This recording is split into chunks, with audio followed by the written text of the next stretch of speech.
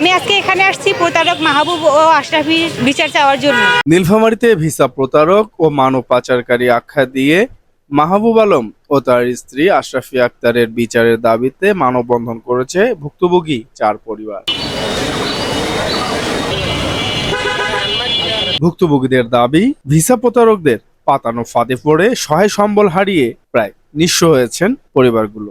মাহবুবুর রহমান হচ্ছে যে প্রথমে গ্রিস নেওয়ার কথা বলে আমার হাজবেন্ডের কাছ থেকে 12 লাখ টাকা নেয়।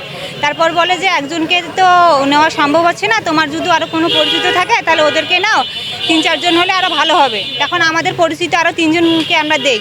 রবিবার দুপুরে ভুক্তভোগী পরিবারের ব্যানারে জেলার ডিসি মোড় এলাকায় ঘণ্টাব্যাপী এ মানববন্ধনে প্রতারকদের বিচার চান ভুক্তভোগীরা। প্রথমে গ্রিস যাওয়ানোর কথা ছিল, গ্রিস যাওয়ানোর কথা বলে আমাদের কাছে পাসপোর্ট টাসপোর্ট নিয়ে নেওয়ানোর পরে ভিসা করে ট্যুরিস্ট ভিসাতে আমাদের পাকিস্তান নিয়ে যায়। পাকিস্তান নিয়ে যাওয়ানোর পরে ওইখান থেকে আমাদেরকে বলে যে তোমাদের এখান থেকে বাই পথে যাইতে হবে ইরান।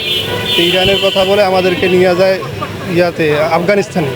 আফগানিস্তানে যাওয়ানোর পরে ওইখানে তো মনে করেন আমরা একটু অসুস্থ হয়ে পড়ি।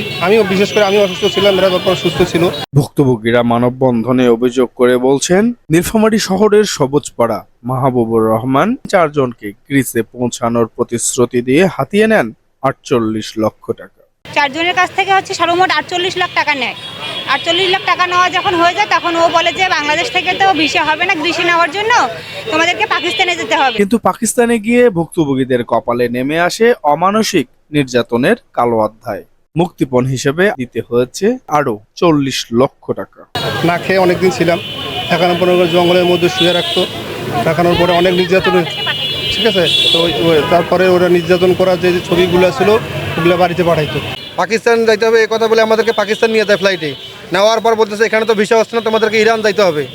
ইরান যাওয়ার কথা বলে আমাদেরকে আফগানিস্তানের ত্রিপুলি বর্ডারের কাছে নিয়ে যায়।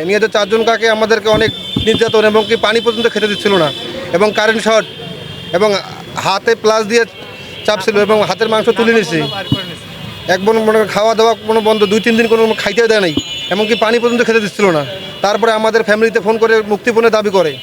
প্রথমে 12 লাখ করে নিচ্ছে, তারপর ও জমি জায়গা বিক্রি করে দিছি, তারপর আবার আমাদের কাছে আবার মুক্তিপণ চাইছে 10 লাখ করে, আমরা আবার টাকা দিছি, ওগুলো আমরা বাড়ি ভিটা সহ বিক্রি করে দিছি। এ ঘটনায় ভুক্তভোগী আবু সুফিয়ানের স্ত্রী নাসিমা আক্তার নীলফামারী আদালতে মাহবুবুর রহমান সহ টাকা লেনদেনে জড়িত তার পরিবারের 5 জনের বিরুদ্ধে মামলা করেন। সম্প্রতি নীলফামারীতে ভিসা প্রতারক ও মানব পাচারকারীদের বিরুদ্ধে জেলা পুলিশের বিশেষ অভিযান নিয়মিত থাকলেও জামিনে মুক্তি পেয়ে আবারও প্রতারণার নতুন ফাঁদে আবদ্ধের চেষ্টা অব্যাহত রাখছেন প্রতারকরা বলে মন্তব্য করছেন স্থানীয়রা। রাজীব চৌধুরী, রাজু, ভোরের কাগজ, নীলফামারী।